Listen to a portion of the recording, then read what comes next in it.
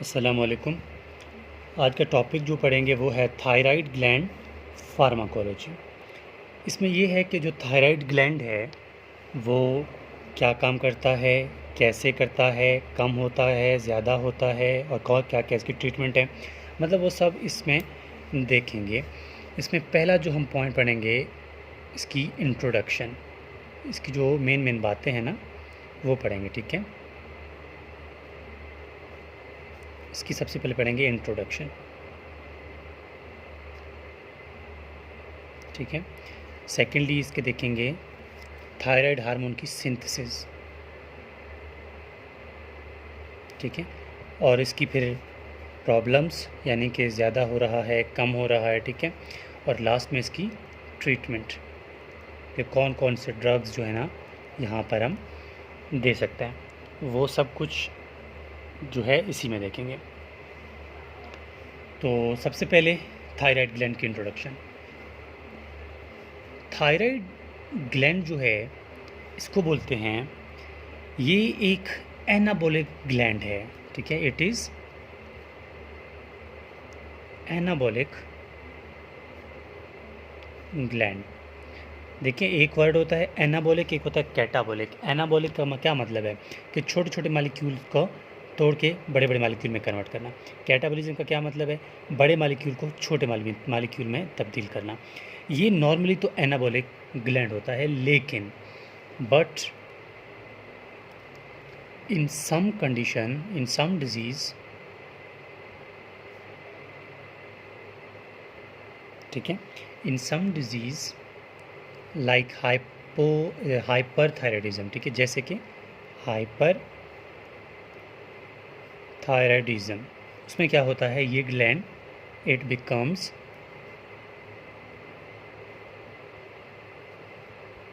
Catabolic.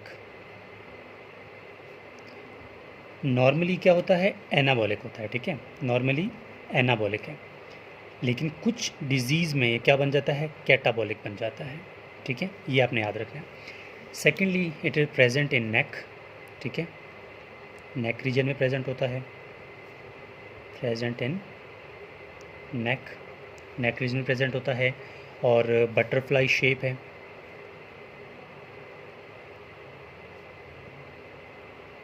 Butterfly shape है, और इसके अलावा बाइलोब स्ट्रक्चर है। ठीक है, बाइलोब स्ट्रक्चर। ठीक है, ये बातें हो गई। और इसका फंक्शन कि काम क्या करता है ये,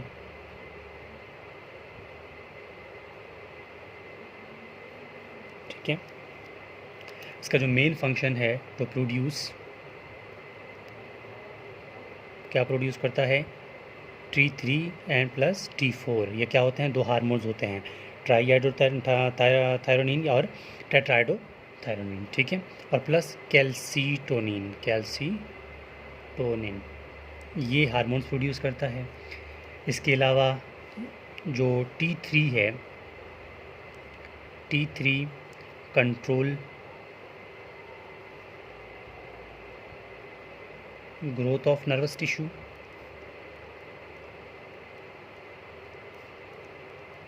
ठीक है, ये हम पहले इसकी मेन बातें लिख रहे हैं। नर्वस टिश्यू की ग्रोथ को कंट्रोल करता है, स्केलेटल टिश्यू का भी। ठीक है, स्केलेटल टिश्यू, इसकी ग्रोथ को कंट्रोल करता है T3। ठीक है, इसके अलावा आप ये कह दें कि T3 is more active than T4। T3 is more active than T4। ठीक है, याद रखें ये बात। और ये भी याद रखें कि T4 जब बनता है ना, सॉरी T3 जब बनता, T4 जब बनता है ना, तो ये बॉडी में जब जाके डिफरेंट जगह पे जब रिलीज़ होकर डिफरेंट जगह पे चला जाता है तो वो कन्वर्ट हो जाता है T3 में, क्योंकि T3 जो है मोर एक्टिव फॉर्म है, इसीलिए T4 जो है एक्टिव नहीं है। इसीलिए ये एक्टिव बनता तो इसी फॉर्म में है, लेकिन बाद में कन्वर्ट हो जाता है, ये आगे देखेंगे।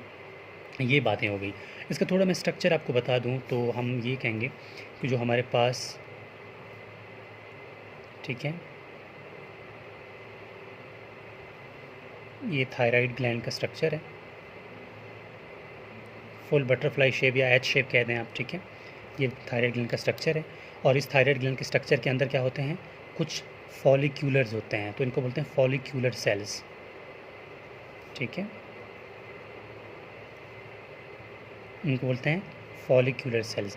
और इन फॉलिक्यूलर सेल्स को किस चीज़ ने मिलाया होता है, इस चीज़ का नाम है इस्थमस। जो देखें ना, एक ये है और ये इन दोनों को कौन मिला रहा है, इसको बोलते हैं इस्थमस, इस्थमस।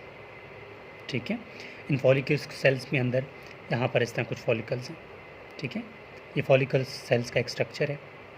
इनके अंदर जो है क्या बनता है, थायराइड हार्मोन्स बन जाता है, या T3 या T4 की बात कर रहे हैं। ठीक है, तो इनके अंदर जो है T3 T4 और कैल्सिटोनिन बन जाते हैं। ये तो हमें ये पता चल गया कि ये जो है थायराइड ग्लैंड का स्ट्रक्चर है। अब जो है हम क्या करेंगे कि थायराइड ग्लैंड से, इस ग्लैंड से एक फॉलिकल को उठाएंगे। ठीक है, अब तक हमने इंट्रोडक्शन पढ़ ली, अब सिंथेसिस पे आ रहे हैं। अब क्या करेंगे, हम एक फॉलिकल्स को यहाँ से उठाएंगे और यहाँ ड्रॉ करेंगे, और फिर उसी में देखेंगे कि थायराइड हार्मोन जो है वो कैसे बनता है। So let's start. ऐसे करते हैं कि मैं यहाँ पर एक बड़ा सा फॉलिकल उठाता हूँ यहाँ से, मिसाल मैंने इसको उठाया हुआ है। ठीक है, तो मैं इसको उठाने से पहले मैं ये यहाँ पर कहूँगा कि ये मेरे पास एक पूरा सेल है। ठीक है, मैं बना नहीं रहा, एक जनरली आप एज्यूम कर लें कि ये पूरा जो है ना मेरे पास एक फॉलिकल सेल है। ठीक है, इस फॉलिकल सेल्स में लाजमी बात है इसके आसपास यहाँ पर ब्लड वेसल्स भी होंगे। ठीक है, तो मैं यहाँ की ब्लड वेसल्स को यहाँ पर बना रहा हूँ। तो ये मेरे पास एक क्या है, एक ब्लड वेसल है, किसकी, थायराइड ग्लैंड की। थायराइड फॉलिकल या थायराइड सेल कहते हैं, तो इनका एक ब्लड वेसल है मेरे पास। ये हो गया जी मेरे पास एक ब्लड वेसल। ठीक है, ये ब्लड वेसल हो गया। अब ब्लड वेसल के बाद ये जो एरिया है आप कहते हैं कि ल्यूमन है। ठीक है, ल्यूमन है, और ये मेरे पास एक वही मैं सेल बना रहा हूँ थायराइड। ठीक है, एक फॉलिकल है।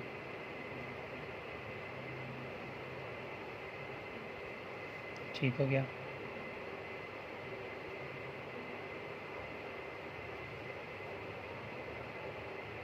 ये आप ये कहते हैं कि ये मेरे पास एक जो है पूरा एक फॉलिकल सेल है। ठीक है, ये फॉलिकल सेल मैंने यहीं से उठाया हुआ है। ठीक है, ये ब्लड वेसल्स हैं।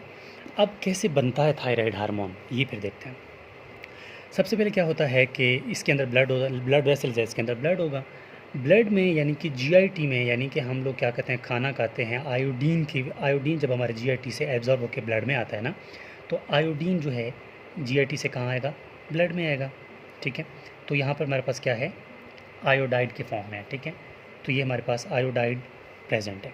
आयोडाइड में नेगेटिव चार्ज होता है, आपको पता है। अब सबसे पहले क्या होता है कि आयोडाइड जो है एक्सपेल करता है ब्लड वेसल से इंटरस्टिशियम में। इस एरिया को क्या बोलते हैं, इंटरस्टिशियम एरिया। ठीक है, अब जैसे ही यहाँ पर आएगा तो आयोडीन मतलब ये आयोडाइड जो है वो इस यहाँ पर आके पहुँच गया। सबसे पहले यही स्टेप है। अब आयोडाइड यहाँ तो पहुँच गया। अब आयोडाइड को हमने क्या करना है, सेल के फॉलिकल्स में लेना है। ये फॉलिकल्स का सेल का एरिया है, ये इसका ल्यूमन है। ठीक है, इस ल्यूमन, ये जो गोल दायरा बना रहा हूँ ये ल्यूमन है। इस टाइम आयोडाइड कहाँ पे, इंटरस्टिशियम में। यहाँ से क्रॉस करके ये एरिया जो है वो ये प्रेजेंट है, इतना बड़ा सा नज़र आ रहा है। ठीक है, अब क्या होता है कि आयोडाइड यहाँ पर आ गया इंटरस्टिशियम में। अब आयोडाइड को सेल के अंदर लेना है, तो क्या होता है, आयोडाइड सेल के अंदर कैसे आएगा, यहाँ पर इस मेम्ब्रेन के ऊपर कुछ ट्रांसपोर्टर्स लगे होते हैं।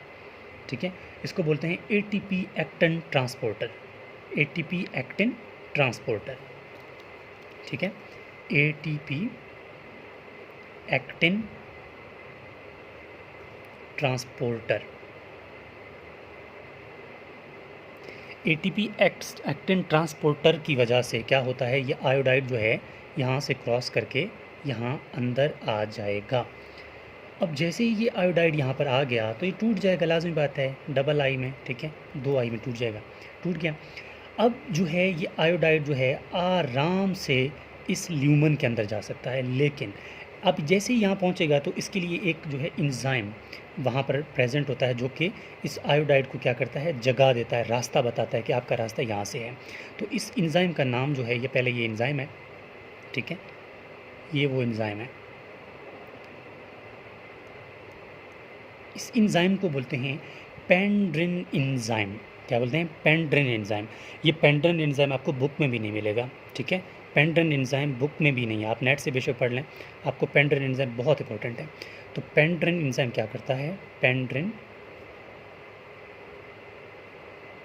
एंजाइम, पेंड्रेन एंजाइम क्या करता है, ये ऐसा एंजाइम है जो कि प्रेजेंट होता है ल्यूमन साइड ऑफ फॉलिकल में। देखो ल्यूमन साइड ऑफ प्रेजेंट कहाँ पे होता है,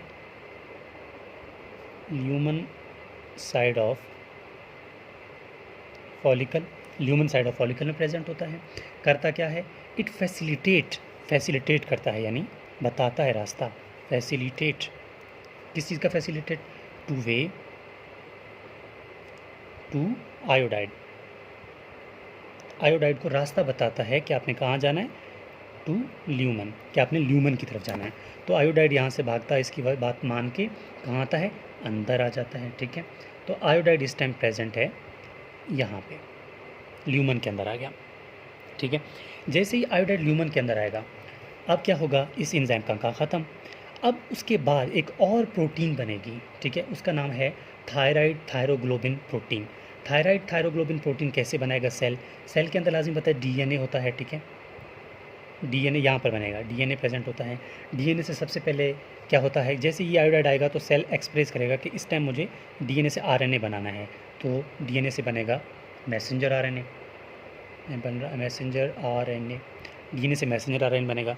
जैसे ही मैसेंजर आरएनए बनेगा तो क्या होगा, एक प्रोटीन बनेगा। लाजमी बात है, मैसेंजर आरएनए बनाने के बाद एक प्रोटीन ही बनता है, ठीक है।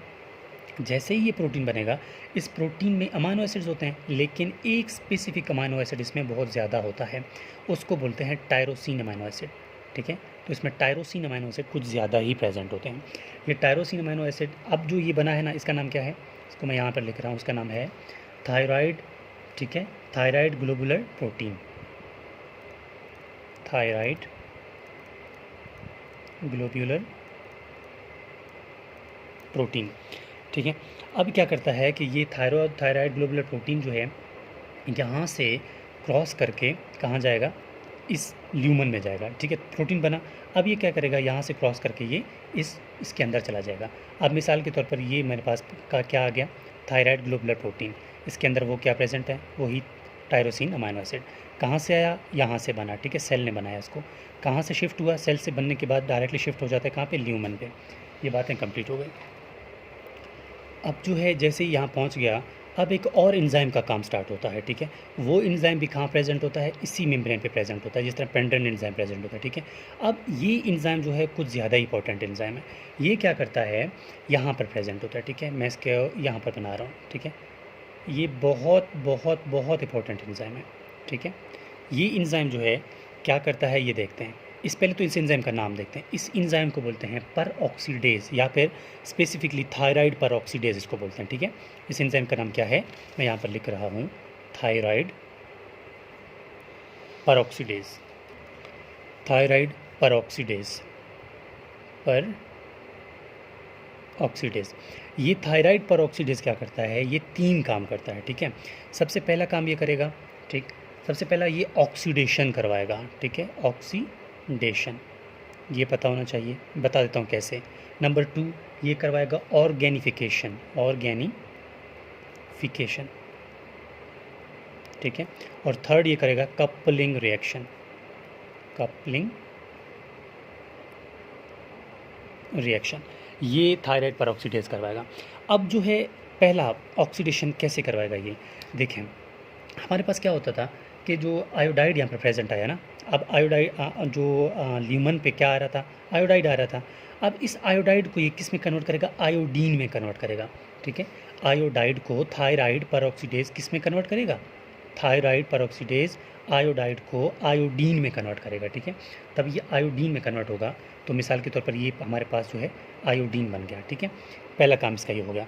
अब ऑर्गेनिफिकेशन का क्या मतलब है, ऑर्गेनिफिकेशन का मतलब ये है कि थायराइड पर ऑक्सीडेशन जो है, थायराइड पर ऑक्सीडेज जो है ये ऑर्गेनिफाइड करवाएगा, मतलब ये जो आयोडाइड है ना, इनको यहाँ से अटैच करवाएगा, ठीक है। कहाँ से करवाएगा, इनको टायरोसिन मालिक्यूल के साथ अटैच करवाएगा। पहला काम ऑक्सीडेशन हो गया, कैसे कि आयोडाइड को आयोडीन कन्वर्ट कर दिया। सेकंड ऑर्गेनिफिकेशन, मतलब अब एक आयोडाइड तो नहीं आएगा ना, बहुत सारे आएंगे, तो ये क्या करवाएगा, आयोडीन को पकड़कर टायरोसिन मालिक्यूल के साथ अटैच करवाएगा, तो ये ऑर्गेनिफिकेशन हो गया, ठीक है। कहीं एक करवाएगा तो कहीं 2 करवाएगा, ठीक है, कहीं 2 करवाएगा इधर, तो कहीं इधर भी 2 करवाएगा, ठीक है, 2 भी करवा सकता है, 1 भी करवा सकता है, ठीक है। तो ये क्या हो गया इसका ऑर्गेनिफिकेशन। अब कपलिंग रिएक्शन भी करवाएगा। कपलिंग रिएक्शन का मतलब है कि फ्यूजन ऑफ 2 टायरोसिन मालिक्यूल, यानी कि फ्यूजन करवाएगा आयोडाइड को 2 मालिक्यूल से। एग्जांपल कि ये इसके साथ फ्यूज़ करवाएगा, एक आयोडाइड ये है, एक ये है, तो ये क्या होगा, ये 3 है ना, तो इसको बोलेंगे T3, ठीक है। थायराइड है ना, थायराइड हार्मोन बना रहे हैं हम लोग, ठीक है। T3 मतलब ट्राइआयोडो थायरोनिन, और ये 1 2 3 4 है ना, तो इनकी जब फ्यूज़न होगी तो ये बनेगा T4। तो हमारे पास हमारा काम भी क्या था कि हमने T3 और T4 को बनाना था, ठीक है। तो दोबारा रिवाइज कर लेता हूँ कि थायराइड पर ऑक्सीडेज का क्या काम था। ये क्या कर रहा था, ऑर्गेनिफिकेशन एंड कपलिंग रिएक्शन। तो ये तीनों हमने देख लिए।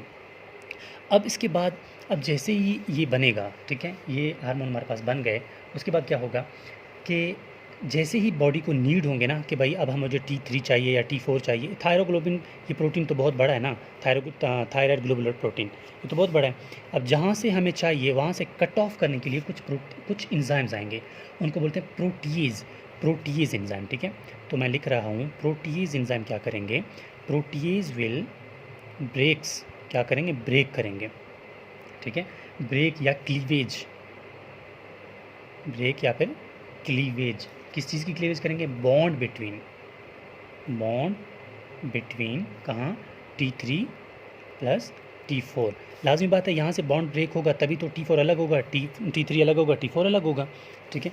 इसी तरह प्रोटीएज काम करेंगे यहाँ पे, ठीक है। ये यहाँ पर आपको समझ आ गई।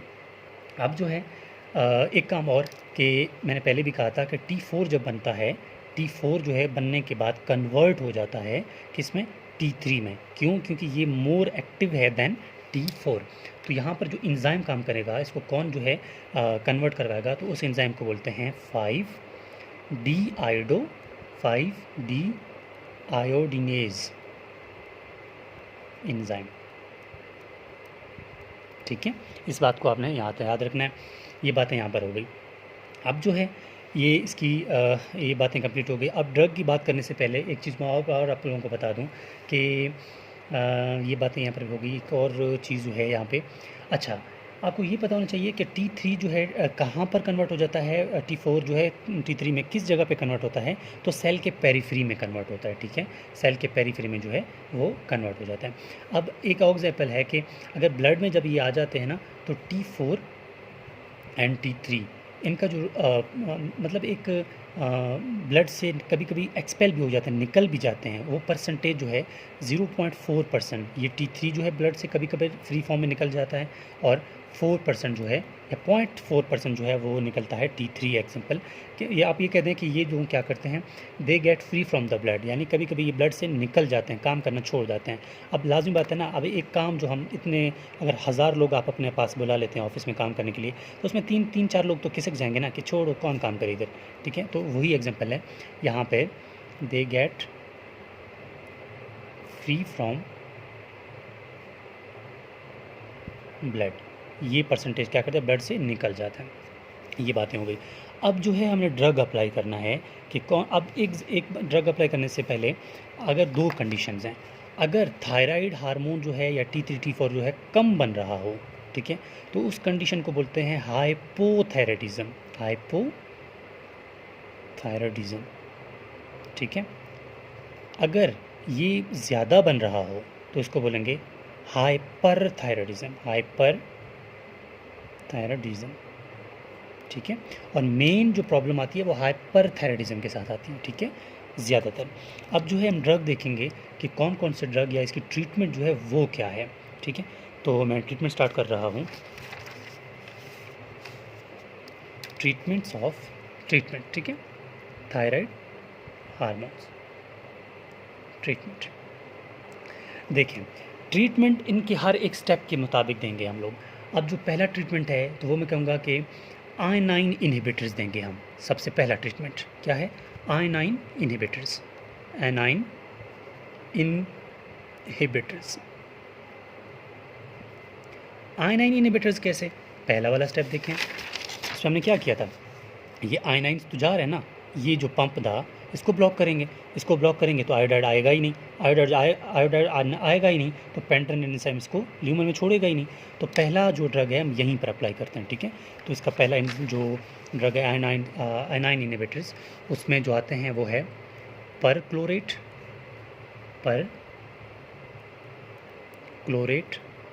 ठीक है। सेकंड इसमें आता है परटेक्रिकेट,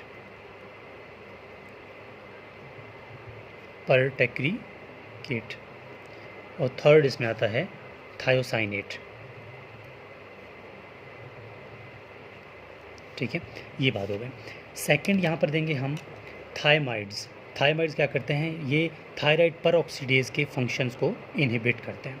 तो क्या देंगे हम सेकंड ट्रीटमेंट में, थायमाइड्स, ठीक है, थायोमाइड्स क्या करेंगे, बहुत बहुत बहुत बहुत बहुत इंपॉर्टेंट ड्रग्स हैं ये, ठीक है। थायोमाइड्स ये क्या करते हैं, थायराइड पर ऑक्सीडेज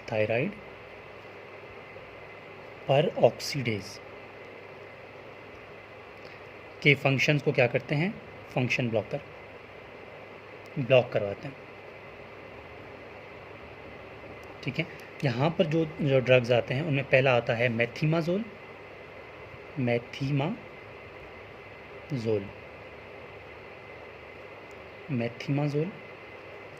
सेकंड होता है प्रोपाइल थायोयूरेसिल,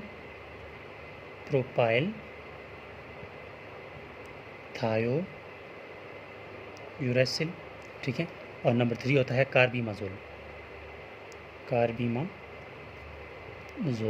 याद रखें कि प्रोपाइल थायोयूरेसिल और कार्बिमाजोल एक जैसे ही होते हैं, मतलब ये है कार्बिमाजोल जब हम देंगे तो ये बाद में कन्वर्ट हो जाएगा किसमें, प्रोपाइल थायोयूरेसिल में, सिंपल सी बात, ठीक है। ये बात हो गई। लेकिन यहाँ पर एक बात मैं और भी बता दूं कि जो प्रोपाइल थायोयूरेसिल है ना, इसकी एक स्पेशल क्वालिटी है, ये T3 को, ठीक है, T4 को T3 में कन्वर्ट होने से भी रोक देता है। कौन, प्रोपाइल थायोयूरेसिल, ये इसकी क्वालिटी है, ठीक है। ये बात आपने याद रखना है, ठीक हो गया, ये बात हो गई। अब जो है इसके अलावा ये जो ड्रग्स हैं इनकी थोड़ा साइड इफ़ेक्ट की बात करें तो मैं कहूँगा जो प्रोपाइल थायोयूरेसिल है, मेथिमाजोल है, इनकी बात करें तो मेथिमाजोल जो है ये क्या करवाता है, ठीक है,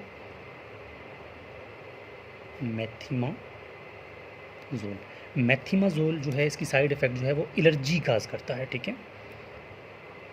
एलर्जीज, ये डिफरेंट एलर्जीज काज कर सकता है और ए ग्रेन्युलोसाइटोसिस करता है, साइटोसिस। मतलब ये है कि कोई पेशेंट है उसको पहले से एलर्जी है तो आप उसको मेथिमाजोल नहीं दे सकते, ठीक है। ये बात याद रखें, उसको कोई ब्लड प्रॉब्लम है तब भी आप जो है मेथिमाजोल नहीं दे सकते। सेकंड जो है, और यहाँ पर प्रोपाइल थायोयूरेसिल,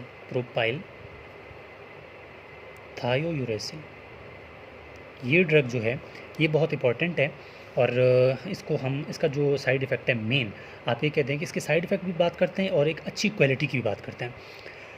अब जो प्रोपाइल थायोयूरेसिल है ना, इसकी अच्छी क्वालिटी की बात ये है कि ये इसकी प्लाज्मा जो प्रोटीन्स होते हैं ना, इट्स बाइंडिंग कैपेसिटी जो है ना, इसकी binding capacity with plasma protein is high, यानी ये प्लाज्मा प्रोटीन के साथ बहुत जल्दी बाइंड कर देता है। तो इसका ये फ़ायदा है कि प्रेगनेंसी में इसको हम यूज़ कर सकते हैं, ठीक है।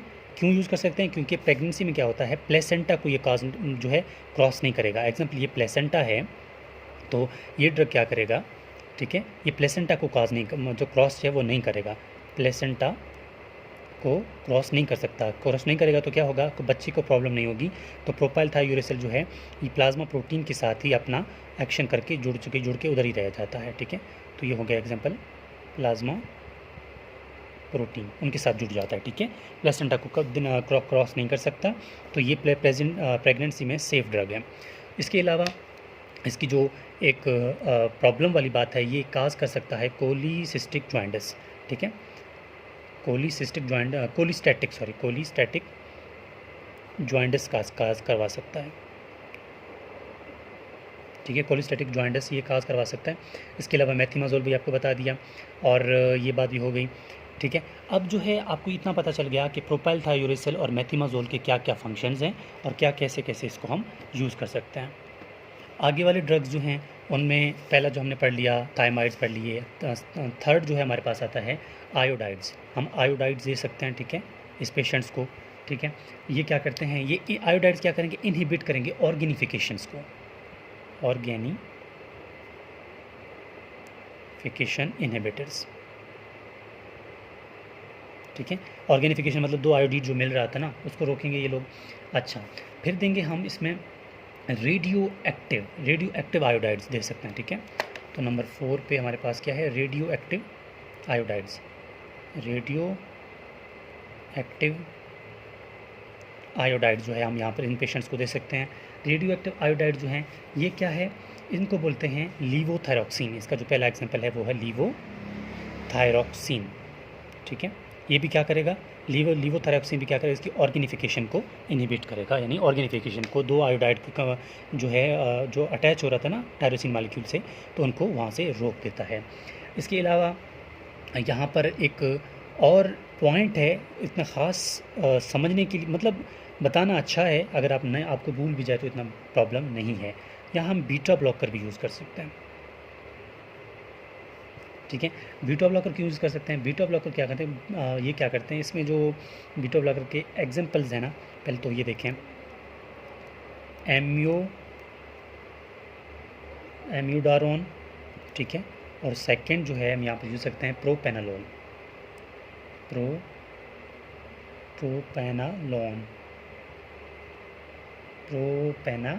प्रोपेनालोल, ठीक है।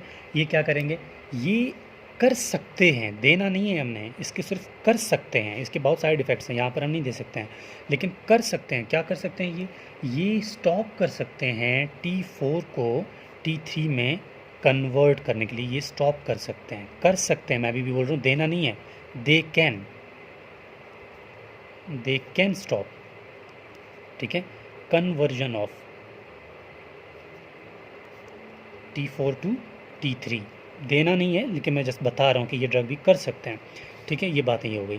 तो यहाँ पर कंप्लीट हो जाता है कि हमारे पास जो है थायराइड ग्लैंड क्या है, क्या क्या इसके फंक्शंस हैं, कैसे कैसे इसकी ट्रीटमेंट है और कैसे कैसे ये काम करता है। अब जो है मैं यहाँ पर अपना व्हाट्सएप नंबर शेयर कर रहा हूँ, किसी स्टूडेंट को किसी टॉपिक में मसला आ रहा हो तो मुझसे कांटेक्ट कर सकता है, ताकि उसके लिए वो टॉपिक अपलोड कर दिया जाए।